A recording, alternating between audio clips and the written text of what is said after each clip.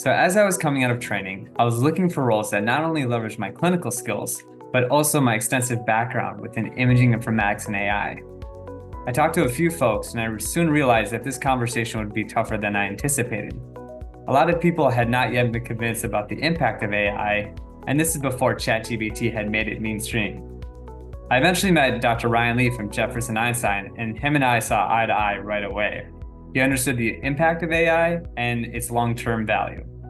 So together, we forged this new role as a director of AI, where I manage and deploy our AI solutions. So within that scope, I work with vendors and identify new solutions that can fit into our imaging workflow.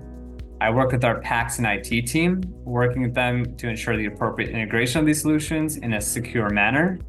And I work with our end user radiologists, educating them on the tools and making sure they fully understand the impact of these tools in their day-to-day practice. And finally, I measure the ROI of these solutions. There isn't a ton of research yet out there that can prove the translational impact of these solutions and how they can improve our patient care and efficiency. So we do spend a lot of time and attention on that.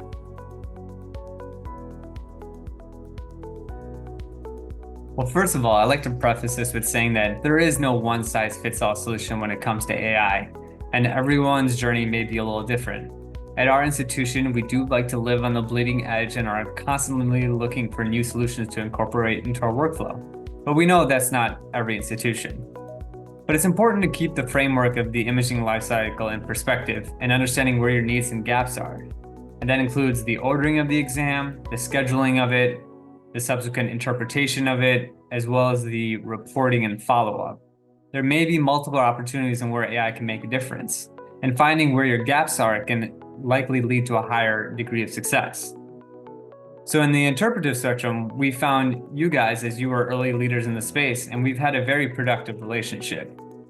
Now, you had a few point solutions, and that has eventually evolved into an enterprise platform, which has in essence become the new buzzword that we hear at all of the conferences.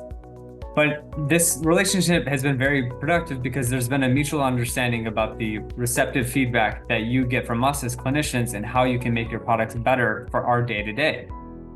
And now we've incorporated over a dozen of your solutions, and it's been very beneficial already having a strong collaborator that doesn't require us to restart the wheel of doing all the PACS and IT integrations, but rather just flipping the switch and turning on a new solution.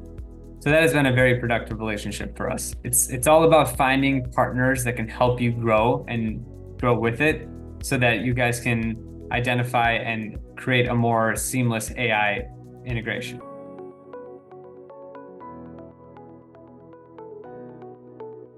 One piece of advice that I'd give to someone who's starting off their AI journey is to dive right in.